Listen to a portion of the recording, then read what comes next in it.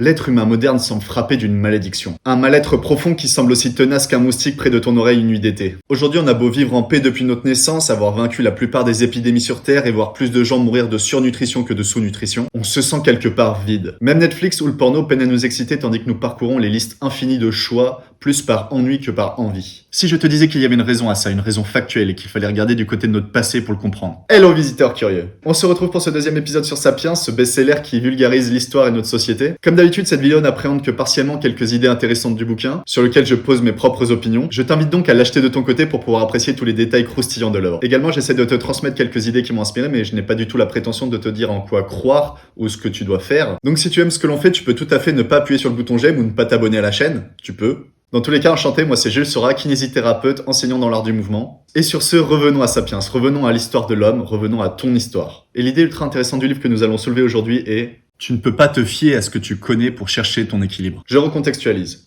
L'être humain serait sur Terre depuis 2,5 millions d'années environ. Il y a 70 000 ans, Homo sapiens, chasseur-cueilleur nomade de l'époque, vivait la révolution cognitive qui lui permit de prendre l'ascendant sur toutes les autres espèces humaines et de coloniser progressivement l'Asie, l'Europe et l'Afrique. Pour autant, on est encore loin du mode de vie de Michel qui va acheter son pain à la boulangerie en bas de chez lui, mais aussi du mode de vie de Berthier et Paulin bêchant leurs champs en plein Moyen-Âge. Non, jusqu'à 10 000 ans en arrière, nos ancêtres parcouraient les forêts du monde, vivant de cueillette et de chasse, sans accumuler de biens, sans élever de bêtes, sans cultiver la terre.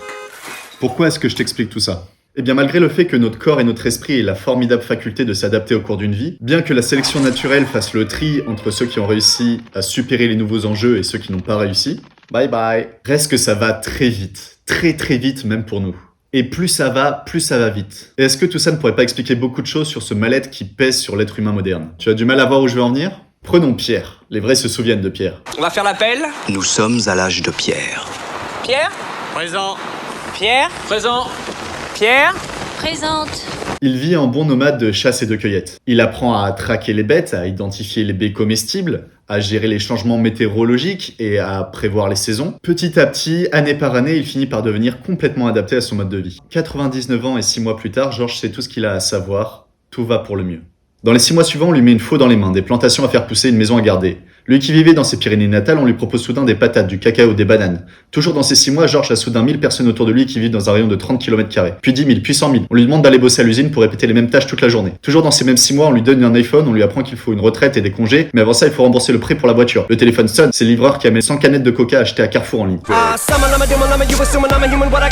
Stop! Oui, l'histoire de Georges, c'est l'histoire de l'être humain. On a beau s'être remarquablement adapté à cette prise de vitesse du changement, nos gènes, notre cerveau, notre corps et donc notre alimentation, notre sexualité, notre façon d'aimer vivre ou d'aimer apprendre, et encore celle qui nous a permis de survivre 2,5 millions d'années face aux pauvres 10 000 dernières années qui ont pris en vitesse. Par exemple, si on se jette sur le sucre aujourd'hui, c'est parce qu'à l'époque de nos ancêtres, le sucre était une denrée rare. Quand tu avais la chance d'en trouver dans la nature, ton corps se dépêchait de faire le plein en prévision de ne pas en trouver pendant longtemps. Mais aujourd'hui, ça a beaucoup changé. Trouver du sucre, ça consiste à ouvrir la porte de ton frigo. Cet appétit féroce pour tout ce qui est sucré est donc désormais presque un désavantage. Parce qu'après, diabète et compagnie. Du coup, Yuval nous amène à nous poser cette question. Est-ce que cette déprime de l'ère moderne ne serait pas due au fait qu'on s'éloigne du mode de vie des chasseurs-cueilleurs ? De la même façon que Georges serait sûrement devenu complètement fou après ces 6 derniers mois de changement extrême, nous vivons peut-être cette même situation de crise à l'échelle de l'humanité. Attention, ça ne veut pas dire qu'on n'éprouve pas du plaisir aussi à le faire. Mais peut-être parce que la société de consommation se base sur notre système de récompense de chasseurs-cueilleurs. Tous les produits de ton quotidien, toutes les publicités que tu vois passer, jusqu'aux couleurs qui sont choisies ou aux bruits qu'on te fait entendre, tout ceci vise à faire réagir ce système de récompense que tu as développé sur les 2,5 millions d'années d'évolution précédente. On accumule plus de récompenses, c'est vrai, mais on n'est pas fondamentalement plus heureux. C'est ce que je vous ai expliqué sur cette vidéo sur la musique et l'information. Pour rappel, notre système de récompense dopaminergique fonctionne de telle sorte que tu n'es pas récompensé forcément par ce que tu obtiens, mais plutôt par le fait d'obtenir plus que les jours, les semaines, les mois précédents. C'est très applicable à l'exemple du sucre ou du sel. Tu manges du sucre, ton système te récompense, jusqu'au moment où il estime qu'il faudra que tu manges plus de sucre pour être récompensé,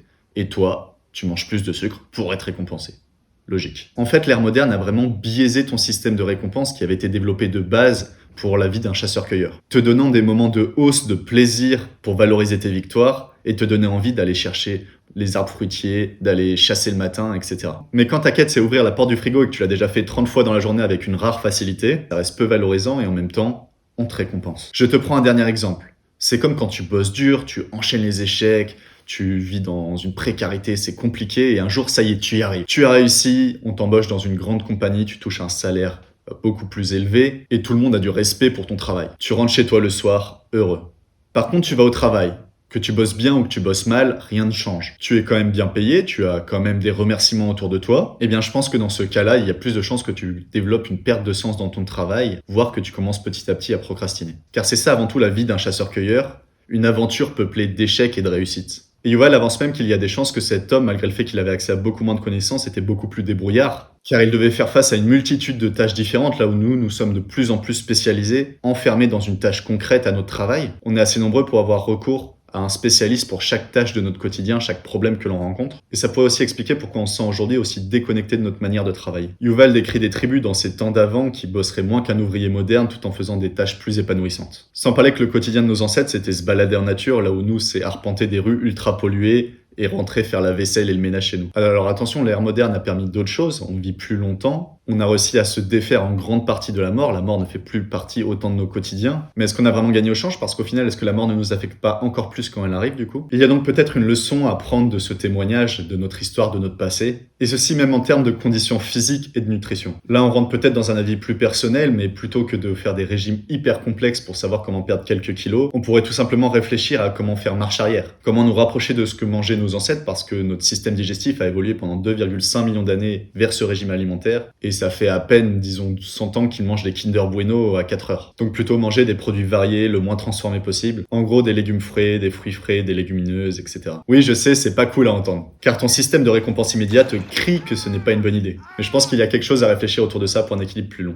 De la même façon, je pense que notre corps a besoin de compenser cet immobilisme qu'on vit à la fois au travail, à la fois en famille, et ça par des moments en nature et des moments en mouvement challengeant. Nous confrontons de nouveau à la réussite, mais aussi à l'échec, à l'apprentissage. De mon expérience personnelle, c'est un peu ce que j'ai vécu ces dernières années. Je ne suis pas plus intelligent que les autres, je suis assujetti à la même contrainte de la récompense immédiate. La seule différence, c'est d'en avoir pris petit à petit conscience et de ne plus chercher systématiquement à me surstimuler. Sans déconner, j'espère que tu vas aller voir cette vidéo. Et le deuxième point important, c'est que je me développe aussi dans une pratique enrichissante, challengeant autant par sa complexité que par sa simplicité. Et je te jure que petit à petit, c'est un nouvel être humain que je construis, beaucoup moins assujetti au saut d'humeur ou à la dépression. Bref, je suis encore loin, très loin d'avoir complètement réussi, mais je suis super contente de te dire que j'ai trouvé une piste plus plaisante que de rester seulement au fond du puits. Et c'est aussi pour moi un excellent moment de te parler du programme que nous développons avec la Sora Movement Family. On propose déjà énormément de rendez-vous et de stages dans les apps, mais on voulait que nos découvertes puissent profiter vraiment à tous les volontaires, y compris toi. Voici venir donc la formation Alchimie du mouvement. Tu pourrais très bien faire autre chose, mais sache que cette plateforme existe pour te permettre, quand tu es disposé, de cultiver ton potentiel humain, le potentiel latent de ton corps et de ton cerveau. Pour t'aider à faire le premier pas, nous te proposons de découvrir nos 3 premières séances gratuitement. Si tu es intrigué, curieux, intéressé ou les 3, le lien d'accès est en description de cette vidéo. Si tu as la moindre interrogation, n'hésite pas non plus à nous envoyer un message sur les réseaux sociaux, sur le compte Jules Sora ou Sora Movement Family. Merci d'avoir suivi cette vidéo jusqu'au bout, j'espère qu'elle t'a plu. On se retrouve très vite pour plus d'idées sur le potentiel humain, la société, le sport et la santé.